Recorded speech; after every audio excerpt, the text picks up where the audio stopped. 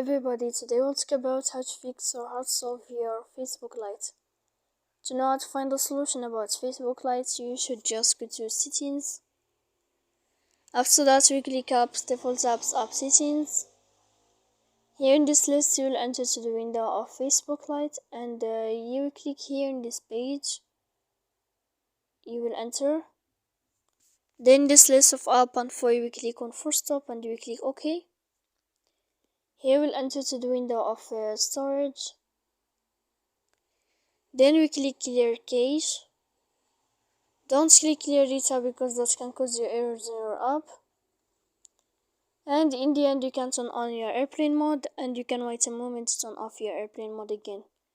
So please don't forget to support us by like and subscribe. See you next time in another video.